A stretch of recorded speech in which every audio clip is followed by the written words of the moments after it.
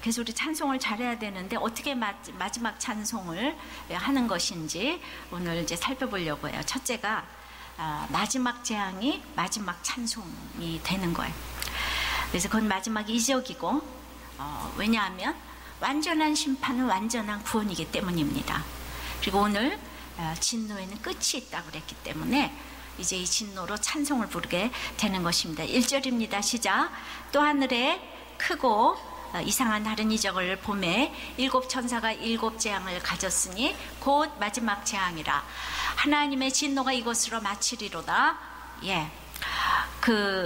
이제 지난번에는요, 그 곡식과 포도송이 그 추수할 때가 이르러 마지막 심판을 이렇게 했는데, 오늘 15장에 또 마지막 재앙이 있다 그러면 14장하고 15장하고 지금 똑같은 얘기를 한다고 볼 때 어떤 게 더 먼저일까?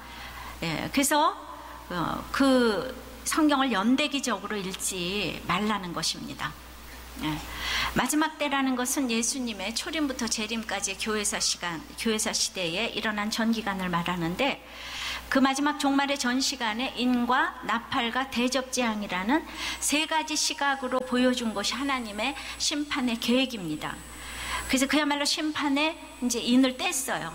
그리고 나팔 경보를 하고, 그래도 안 되니까 이제 대접으로 쏟아붓겠다는 얘기를 했는데, 그게 세 가지 같지만은 한 가지고 초점과 관심을 다른 데 두고 이제 동시에 이게 예언을 한 것이에요. 근데 우리가 이렇게 되면 연대기적이 될 수가 있어요. 인을 때도 정신을 못 차리고 나팔 불어도 회개를 안 하더니 이제 대접 심판을 받고 났더니 이제 믿게 됐다, 이렇게 간증을 하면 내 인생의 연대기라고 할 수 있죠, 그죠? 그래서 100% 연대기가 아니다, 또 이거는 아닌 것 같아요.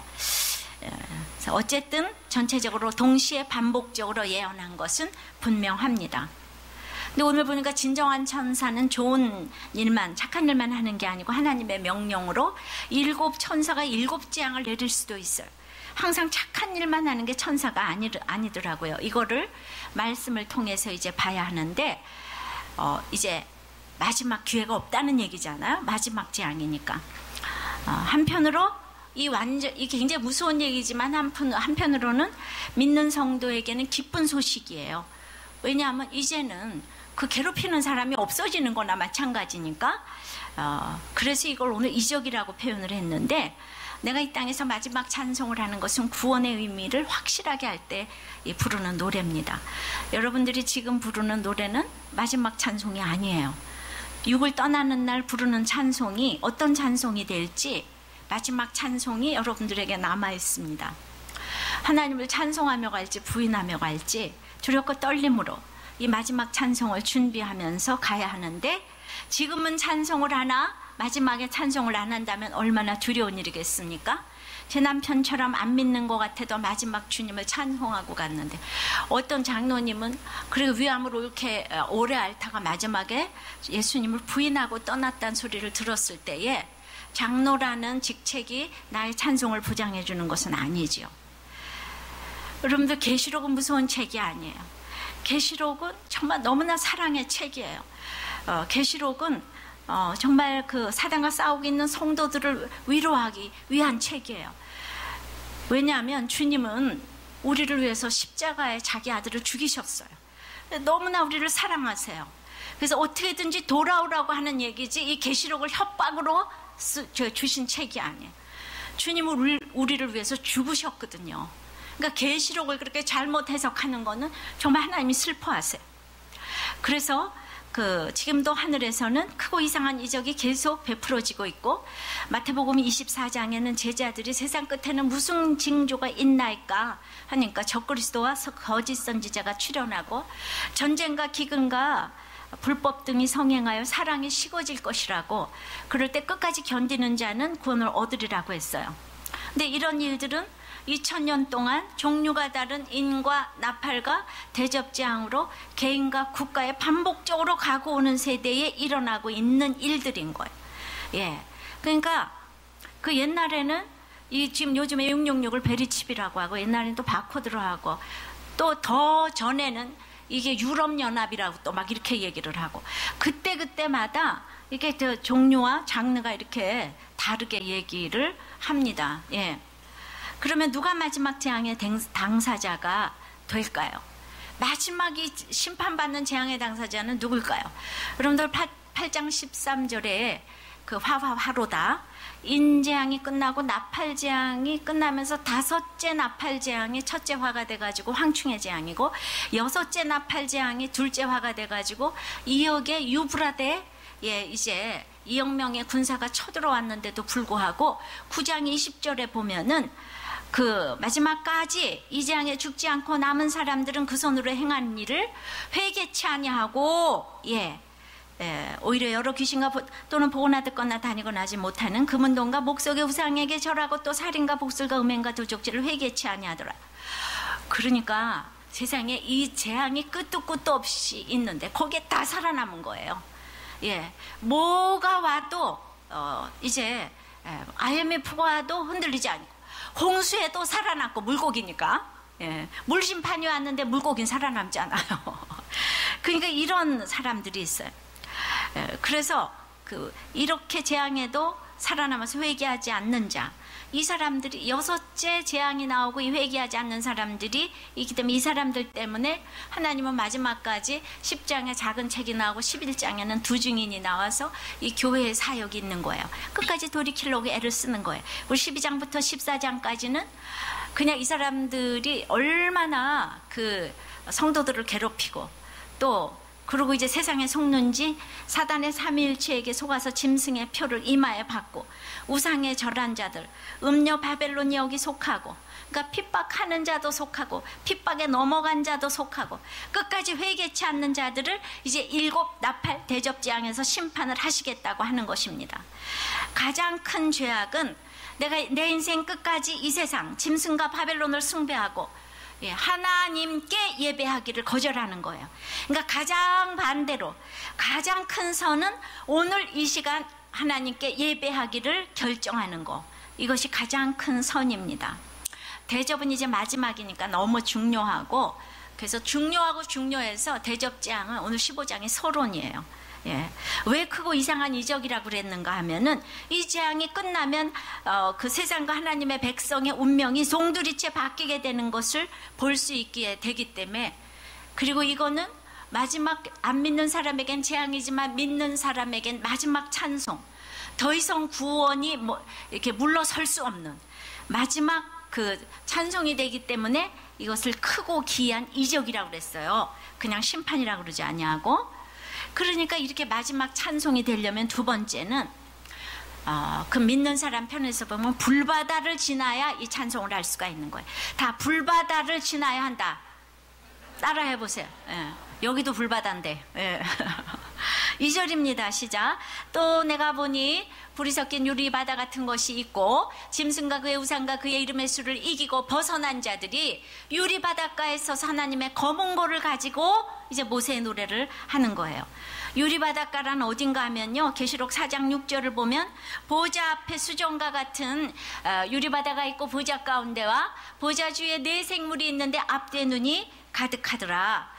그러니까 이 모세의 노래를 부르는 장소가 바로 하나님의 천국 보좌 앞이라는 것입니다. 예. 그러니까 이제 유리바다가 불타는 걸 보여줌으로 심판의 무서움을 지금 보여주는데, 적그리스도와 거짓 선지자의 유혹을 다 이제 핍박을 물리치고 이름의 수를 경배하지 않고 극복한 사람들인 거예요. 어린 양께 속한 자는 그 정결하고 흠이 없어서 그렇게 잘 건너가는 것이 아니고, 그들은 그 짐승의 수를 경배하지 않기 때문에 물건도 못 사고 팔 수도 없고 직장도 구하지 못했어요. 예수님 때문에 순교도 당하고 산속에서 비참하게 살다가 마지막 이 한낮으로 구원받은 사람들이에요. 막 흔들어도. 그럼에도 누구보다 자기의 흠 때문에 아파하고, 나는 저 불바다는 건너갈 수가 없어. 그리고 왜? 내 죄 때문에 아파하고 민감하고 하나님 앞에서 겸손할 수밖에 없고, 그래서 주님이 손잡고 건너가게 해주시는 자예요. 이 세상에 666의 이름의 수를 이기고 벗어날 수 없지만은 이 불을 통과해서 주님이 붙잡아 주셨기 때문에 통과할 수 있었다는 거예요. 활을 타는 불바다 시련에서 유리바다로 건너갔어요. 그래서 일관성이 있어지고 불바다 건너편에 가서 하나님의 검은고를 가지고 하나님이 원하시는 방법과 도구로 찬양을 하게 됐어요. 내 방법이 아니고 하나님의 방법 검은고로 하나님을 찬양하게 된 것입니다. 그래서 거기서 어떤 거를 찬양했냐 하면 세 번째는 그 마지막 찬송의 내용이 모세의 노래고 어린 양의 노래예요. 예, 그거는 자기를 높이는 노래가 아니에요. 경건한 두려움과 정말 진정한 거룩한 경외심을 가지고 하는 이 찬송을 했는데 3절 4절입니다. 시작. 하나님의 종 모세의 노래에 어린 양의 노래를 불러 가로되 주 하나님 곧 전능하신 이시여 하신 일이 크고 기이하시도다. 만국의 왕이시여 주의 길이 의롭고 참되시도다. 주여 누가 주의 이름을 두려워하지 아니하며 영화롭게 하지 아니하오리까. 오직 주만 거룩하시니이다. 주의 의로우신 일이 나타났음에 만국이 와서 주께 경배하리이다 하더라. 여러분들 모세의 노래는 출애굽기 15장에서 그 무서운 애굽의 홍해를 건너는 이스라엘 백성들 따라오다가 죽었습니다. 아시죠? 아세요? 네, 허벅지를 꼬집어도 그 무서운 애굽이 이제 안 따라와요. 근데 400년 동안 노예 노릇을 시키다가 10가지 재앙 같이 당하다가 그들은 죽었는데 내가 살아있는 거예요. 그래서 출애굽기 15장 4절에 그가 바로의 병거와 그 군대를 바다에 던지시니 그 택한 장관이 홍해에 잠겼고 큰 물이 그들을 덮으니 그들이 돌처럼 깊음에 내렸도다. 그러니까 믿기지 않지만 마지막 재앙에서 살아난 것이에요. 그래서 백성 앞에서 미리암이 소고를 치며 하나님의 기이하심을 찬양한 것이 모세의 이제 노래인 거예요. 내가 애굽이 죽는 것을 내 눈으로 본 거예요. 죽음에서 살아남은 구원의 노래예요. 그들이 진노의 대접을 마시는 것을 보고 너무 놀라가지고 정말 그들은 죽었고 나는 살았어요. 어떻게 그럴 수가 있어요. 이게 400년이나 되면 이게 보통 일이 아니잖아. 마찬가지로 지금 여기 계시록에서도 짐승의 가치관을 가진 자들이 이제 불바다에서 죽고 나는 그 짐승의 수를 이기고 벗어나서 살아서 불바다를 건넌다면 이것이 꿈인가 생신가 하지 않겠습니까? 그들과 우리는 다를 것이 없는데, 아니 그들은 우리보다 훨씬 잘났는데 어떻게 우리가 구원된 것이지? 믿음으로 왔지만 실제적으로 보니까 이 찬송은 마지막 재앙에서 이 세상 가치관으로는 부를 수가 없는 영원한 노래인 거예요. 그래서 마지막 찬송이 아닌가 하는 거죠. 시간으로 마지막이 아니라 인간의 구원과 심판이 완전히 결정되는 영원한 복음의 시작이 마지막 찬송이라는 것입니다. 이 남편이 마지막 재앙에서 찬송이 시작되었듯이 그래도 마지막에 만나주셨는데 여러분도 그 마지막이 문자적으로 마지막이 아니고 오늘 이 시간에 마지막 찬송을 하시기를 바랍니다. 아멘입니까? 내일 일을 모르지 않습니까? 시온산에서는 앉으나서나 어린 양이 어디로 가든지 따라가는 이제 자들이 어린 양에 속한 자라고 그랬는데 이제 그들이 모세의 노래에 대해서 더해서 어린 양의 노래까지 더해서 완전한 구원의 노래를 이제 이렇게 오늘 부른 거예요. 예수 그리스도를 통하여 완전한 구원이 이루어졌다는 것입니다. 그러니까 출애굽기에서 이스라엘이 구원됐을 땐 유대인들만 불렀던 찬송이 이 계시록에서는 어린 양의 노래까지 불러서 전 세계로 퍼져나가는 찬송이 되었다는 것입니다. 그래서 어떤 내용을 찬송했는가? 전능하신 주님은 크고 기이하시다. 주의 길은 의롭고 참되시다. 주의 이름은 두렵고 영화로우시다. 주의 행위는 거룩하시다.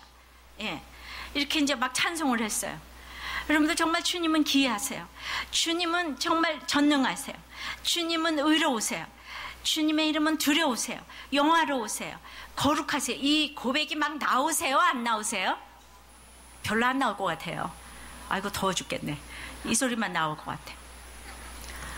여러분들 용의 세력은 10뿔이고 7머리고 10면류관의 권세를 가진 자들이에요.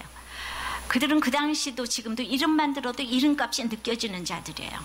예. 막상 뚜껑을 열어보니까 그들이 패하고 다 음지에 서 있어요. 근데 이름값이 전혀 없던 자들이 구원 쪽에 서 있는 거예요. 예. 전혀 자격과 공로로는 갈 수 없는 나라에 입성을 한 거예요. 출신 성분으로는 명함을 내밀 수 없는 사람들이 지금 하나님 보좌 앞에 선 거예요. 구원이 전적으로 하나님께 달렸고 오직 찬양하는 것은 하나님의 이름이지 자기들의 업적은 하나도 없는데, 예. 근데 내가 어느 날 보니까 구원이 된 거예요. 구원이라는 것은 이 세상 모든 걸 가지고도 해석이 안 되는 그 나라가 구원의 나라인 거예요. 그러니까 내가 구별된 생각, 내가 사랑하고 온유하고 겸손케 되었다면 이게 전적으로 하나님 때문이지 나 때문이 아니라는 것이에요. 그러니까 그거를 이제 찬양하는 거예요. 내가 어떻게 짐승의 이름의 수를 이길 수가 있겠습니까? 내가 어떻게 유명 메이커 좋아하지 않을 수가 있겠어요? 근데 애굽의 10가지 재앙에서 마지막 재앙에서 구원됐잖아요. 10가지 재앙도 하나님이 내리신 것이고 그것도 마지막까지 같이 당하다가 살아남은 것도 하나님의 은혜인 거예요. 근데 세계에서 가장 잘난 그들이 내 앞에서 죽은 거예요.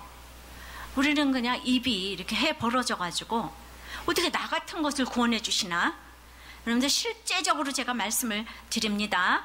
유다 지파 중에서 기가 막힌 믿음의 인물이 올라가야 될 텐데 여기 우리가 아는 유명한 자들은 거의 언급이 없고 다 첩이고 다른 아내고 두 아내고 내어 쫓긴 아내들이고, 예, 애굽의 종이 된 남편이고 이런 사람들이 족보에 올랐어요.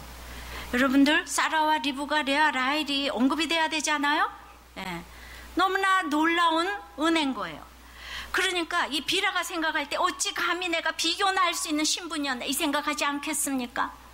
예, 첩 중에 제일 정말 그 비천한 첩 비라가 하나 올라갔는데 비라는 첩인데다가 남편하고 동침하고 자기 아들하고도 동침을 하고 몸종에다가 신분도 천하고, 예, 창세기부터 구약 역사 중에서 역대기 9장 올 때까지 가장 유명한 사람들 중에서 마지막에 예수님이 오실 중요한 족보를 기록했는데 거기에 우리가 아는 유명한 사람들이 다 빠졌더라는 거예요.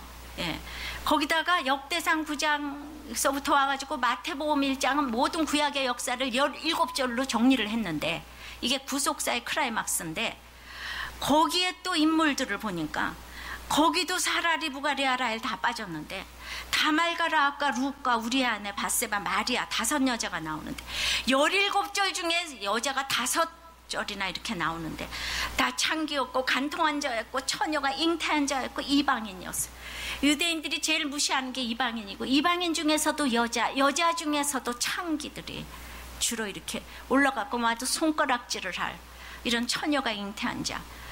하나님은 음란을 가장 싫어하시는데 모두가 음란에 이 연루된 자들이 다 역대상에도 올라가고 마태복음에도 올라가고, 그러니까 하나님의 가장 싫어하시는 것은 음란보다도 하나님을 경배하지 않는 거라는 거죠.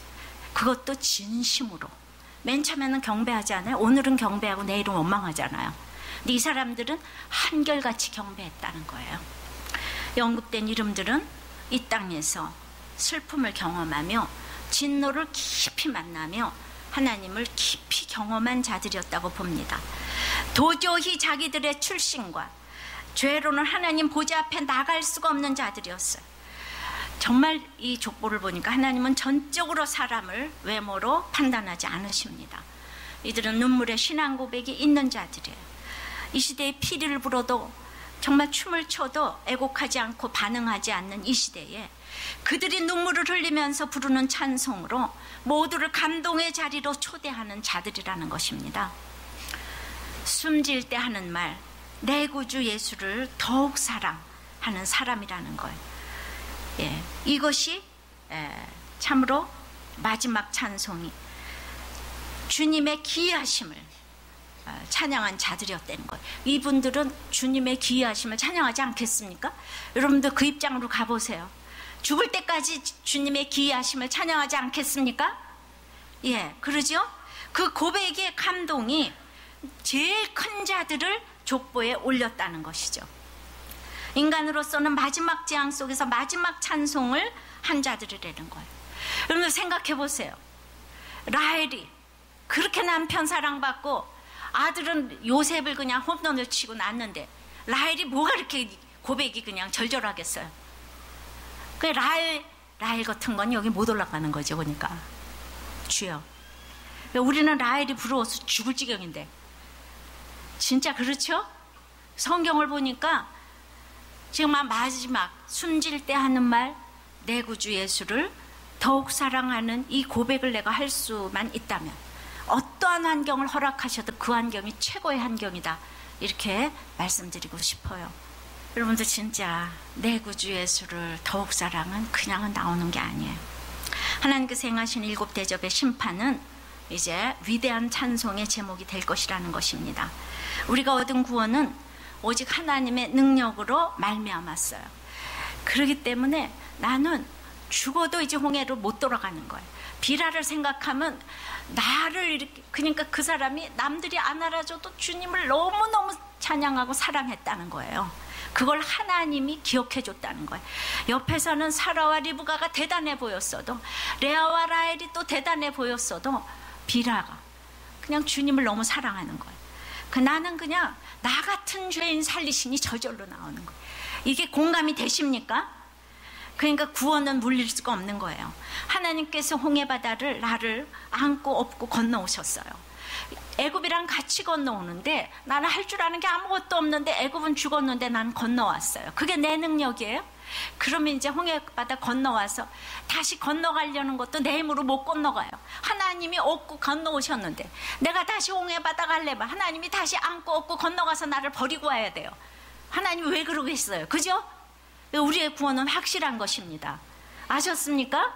하나님이 나를 다시 업고 안고 가서 나를 버리고 올 것 같아요? 그러니까 내가 건너온 것도 내 힘으로 건너온 것이 아니기 때문에 내가 다시 또 이제, 근데 그거에 대한 감격이 이 애굽은 없지만 이스라엘은 있다는 거예요. 내가 아무것도 아닌 사람들은 다 있다는 거예요. 두 아내, 버린 아내, 쫓겨난 아내, 다른 아내, 첩, 몸종, 이런 사람들은, 그러니까 이런 사람들이 정말 하나님의, 그러니까 목사님은 이상해, 맨날 조항제처 좋다 그러고 이혼하지 말라 그러더니 설교는 맨날 거꾸로 해, 이러면서 또 말을 못 알아듣는 인간들은, 그러니까 우리는 마지막 찬송을 하기 전에는 어떠한 환경이라도 상관이 없어요. 내가 마지막 찬송을 부른 이후부터 우리가 달라지는 거기 때문에, 오늘 세례를 받았으면 그 다음부터 양육을 받아야 되잖아요. 양육 받으면은 그때부터는 내가 저절로 홍해바다 건넌 사람으로서의 그런 이제 신분을 가지고 내가 함부로 살아서는 안 되는 인생이구나, 그리고 내 신분에 맞는 인생을 여러분들이 스스로 자원해서 살게 될 줄을 믿습니다. 그러니까 그냥 똑똑해서 목장에도 못 들어온다니까. 근데 200개 거절당하니까 딱 말씀이 들렸대요. 진노를 깊이 경험한다는 게 뭔지를 알았다는 것입니다. 예, 그러니까 내 힘으로 이긴 게 하나도 없어요. 믿음은 헌신일 뿐 아니라 모든 걸 하나님의 힘으로 인도받고 간다는 거, 이거를 고백하는 게 믿음이에요. 우리의 생각과 정말 이해를 넘어서는 것입니다. 우리들 교회도 이렇게 힘들고 아픈 성도들, 또 아이들을 어린 양이신 우리 예수님이 선생님들을 먼저 업어주시고 안아주시니까 그냥 그 기가 막힌 비라의 마음으로, 이 그냥 어린 양의 마음으로 이끄는 목자들과 주일학교 선생님들도 그래서 아이들을 그 마음으로 먼저 안아주고 업어주면서 본을 보여주고 가기 때문에 그 초등학교 애들도 그런 간증이 나오는 거예요. 말씀을 그냥 이렇게 인도하고 그걸로 나누는 거를 하고, 그래서 모든 성도들도 아이들도 마지막 찬송을 부르게 된다고 생각을 합니다. 아니면 어떻게 초등학교 애들이 그런 간증을 할 수가 있겠어요? 어떻게 청년들이 그런 간증을 할 수가 있겠어요? 옆에서 계속 이끌어주고 보여주는 어린 양 되시는 선생님들, 목자님들이 계시기 때문에 다 따라간다고 생각을 합니다. 저는 막 그거 생각하면 막 가슴이 뛰고, 그냥 내가 잘나서가 아니고 우리 말씀이 우리를 살리고 있잖아요, 그죠? 이런 구속사적인 가치관이 여러분들을 살리지 않습니까? 저는 이렇게 성경을 읽으면 너무너무 놀라가지고 은혜가 됐어요. 정말 잘난 사람들이 올라가는 게 아니구나. 정말 이렇게 한량없이 겸손하고 곤고할 수밖에 없는 상한 마음의 심령들이 죽을 때까지 하나님을 부르고 가는구나. 내 출신에 대해서 너무 형편이 없을 때 저절로 겸손해지는구나. 이걸 알게 됐어요.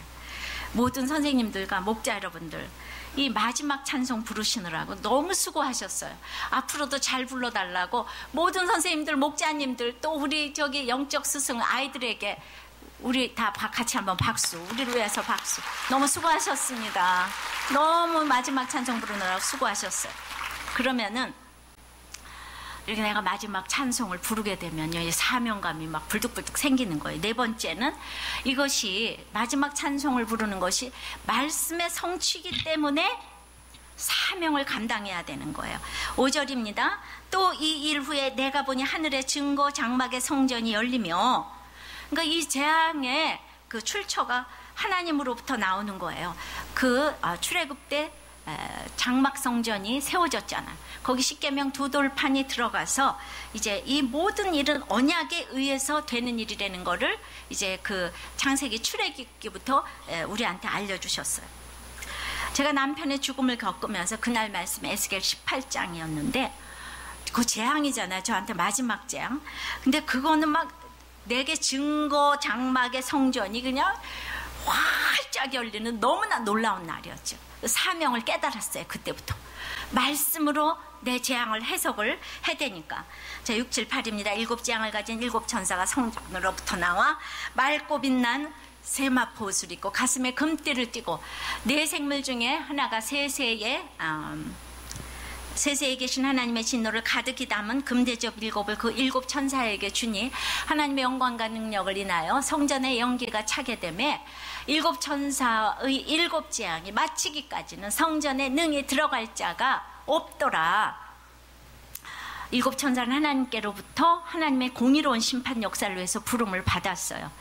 그런데 내가 너무 기가 막히게 하나님의 기이하심을 너무 찬양하는 이 마지막 찬송을 했는데, 다른 사람들, 저 애굽은 나를 그렇게 괴롭혔으니까 지 잘 먹고 잘 살다가 지금 심판받았는데 나하고 무슨 상관이야? 그래서 곧 잘 됐다 그러시겠어요? 예. 근데 심판이 마치기까지는 성전에 들어갈 자가 하나도 없대요. 계시록은 심판받을 자 심판받아라 그러려고 준 게 아니고 마지막까지 한 영혼이라도 더 돌아오라고 이 책을 쓰셨는데, 그러면은 이제 우리는 내 옆에 안 믿는 사람들이, 끝까지 안 믿는 사람들이 있잖아요. 그 사람들이 그리고 나를 너무 괴롭히잖아. 그런데 그 사람들이 잘못됐다고, 지금 너무 잘 먹고 잘 산다고, 그런 거 다 필요 없고 있잖아요. 그들은 이미 하나님 없이 사는 자체가 벌이에요. 그들은 이미 형벌 가운데 있다는 걸 알아야 돼요. 이사야 51장 17절에 보면 여호와의 손에서 그 분노의 잔을 마신 예루살렘이여 깰지어다 일어설지어다. 내가 이미 비틀거림치게 하는 큰 잔을 마셔 다하였도다. 이 얘기가 뭔가 하면요, 이제 애굽이 치고 나중에 에스루 바벨론이 계속 이스라엘 치잖아요. 근데 이렇게 조심을 하고 하나님을 의지해야 되는데 의지하지 않으니까 내가 와서 권세가 나를 치고 돈이 치고 이러잖아요.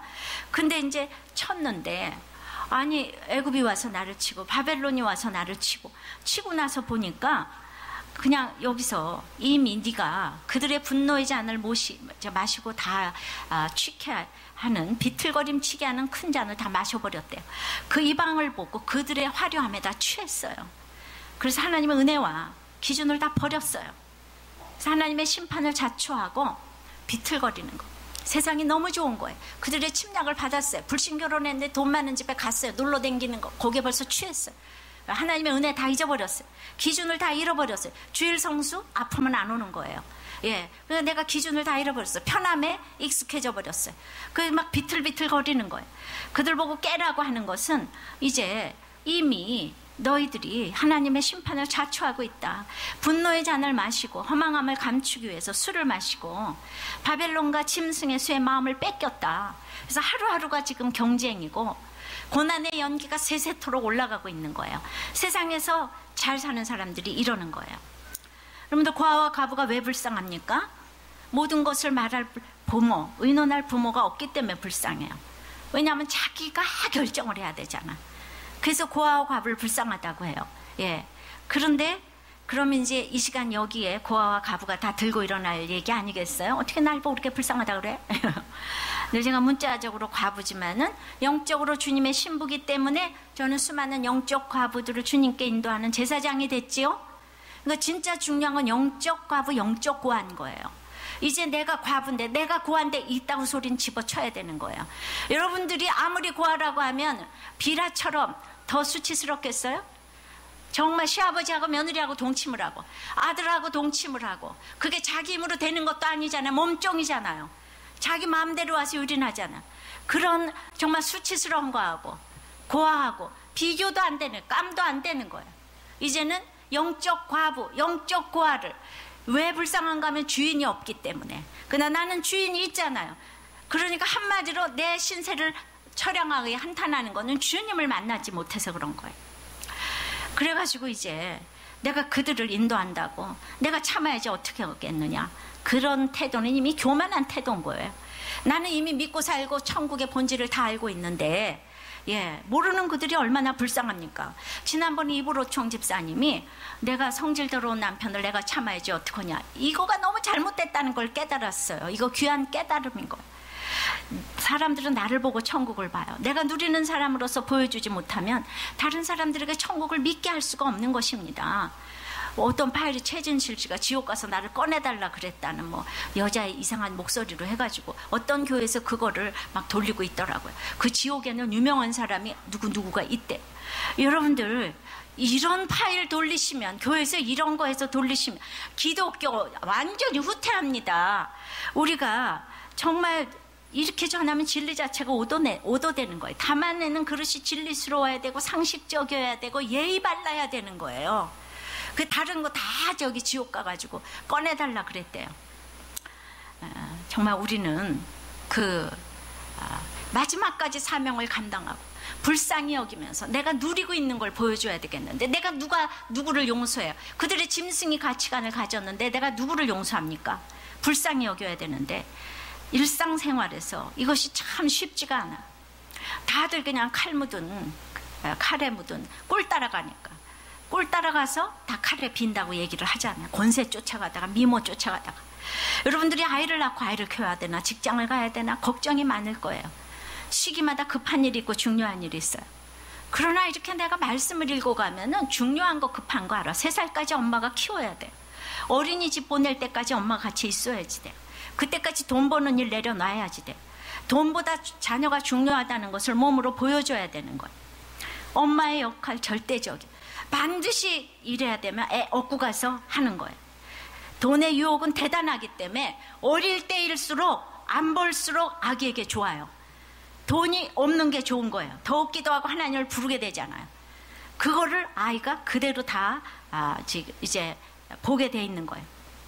그렇지만 나는 있잖아, 아이와 옆에 24시간 죽자고 같이 있었지만은 엄마가 슬프면 또 소용이 없어요. 내가 슬펐잖아요. 그러니까 누군가를 미워하고 한탄하면서 늘 다른 생각하고 옆에 있으면 시간의 의미가 절대적인 거 아니야. 나가서 일하는 것이 기쁘면 아이에게는 기쁜 엄마가 도려 나아요. 그러니까 제일 중요한 건, 가치 있는 것보다 중요한 거는 나에게 하나님의 기이하심을 찬송하는 구원의 찬송이 있는가, 이게 중요한 것입니다. 사람은요, 하나님 구원의 찬송이 없는 사람은 사랑을 할 수 없어요. 사랑할 수 없는 이기적인 부모가 무엇을 해줄 수가 있겠습니까? 가장 중요한 우선순위를 놓치면 모든 것이 모래성 쌓기예요. 자녀가 공부를 못해도 성경을 읽게 해야 돼요. 이것처럼 실력은 없어요. 공부 못해도 주님 만나면 끝인 거예요. 찬송하는 자녀는 이미 성공했어요. 여러분의 자녀가 예배와 묵상과 신앙생활을 통해서 성경적인 가치관을 가지고 더 나가서 이 구속사적인 가치관을 가진다면 이미 성공한 인생이에요. 이 똑똑한 사람이 말씀이 들어오기 시작하면 진짜 너무 똑똑한 거. 여러분들 누군가 이제 말씀이 들어오기 시작하면 그 사람은 지금부터 이제 천국 갈 때까지 완전 보증수표 된 거예요. 설교 말씀이 들리기 시작하면 다 된 인생인 거예요. 믿음이 있으면. 난 우리들 교회 모든 주일학교와 청년들 중에 이렇게 말씀의 가치관이 잡힌 청년들이 많이 나와서 얼마나 감사한지 몰라요. 앞으로 우리나라를 이끌고 간 리더십들이 많이 나오는 것을 살아서 보시기를 바랍니다.